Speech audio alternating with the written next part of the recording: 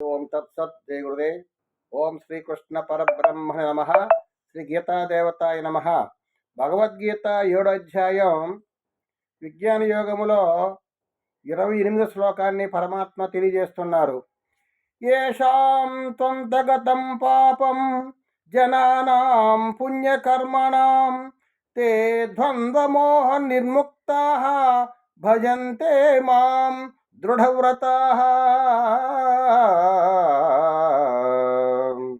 పరమాత్మ ఏం చెప్తున్నారంటే, జగత్తునందు ప్రాణులన్నీయును రాగద్వేషముల వల్ల కలిగిన సుఖదుఖాది ద్వంద్వముల ప్రభావన అంతులేని మోహంలో పడిపోతున్నారు అని ముందు శ్లోకాన్ని పరమాత్మ తెలియజేశారు. తరువాత శ్లోకాన్ని ఆయన స్వామి చెప్తున్నారు. ఏంటంటే, నిష్కామభావంతో పుణ్యకర్మలను ఆచరించు ఏ పురుషుల యొక్క పాపములు నశించిపోవునో అట్టివారు అనగా అట్టి భక్తులు రాగద్వేషజనితములైన సుఖదుఖాది రూప మోహముల నుండి విముక్తులై దృఢనిశ్చయము గలవారై నన్ను భజింతురు అని పరమాత్మ తెలియజేస్తున్నారు.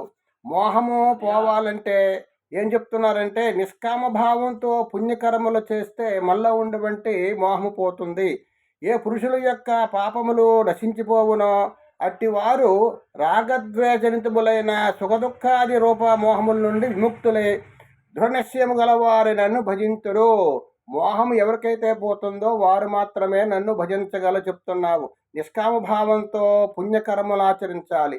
ఎవరైతే మనం అజ్ఞానం పోవాలంటే మళ్ళా ఉండి జ్ఞానం కలగాలంటే నిష్కామ భావంతో మనము పుణ్యకర్మలు చేస్తూ ఉండాలి. ఏ పురుషుని యొక్క పాపములు నశించాలంటే వారు పుణ్యకర్మ చేస్తూ ఉండాలి. తర్వాత నిష్కామభావంతో కర్మలు చేస్తూ ఉండాలి. అట్టివారు అనగా అట్టి భక్తులు రాగద్వేష జనితులైన రాగద్వేషము లేకుండా ఉంటారు. రాగద్వేషములు ఎవరికైతే ఉంటాయంటో కోరికలో ఉన్నటువంటి వాడికి రాగద్వేషాలు ఉంటాయి. అటువంటి జంతుములైన విముక్తులై దృఢనిశ్చయము గలవారై నన్ను భజింతురు. అటువంటి వారు మాత్రం నన్ను భజిస్తారని స్వామి తెలియజేశారు. ఓం తత్సత్ జై గురుదేవ్.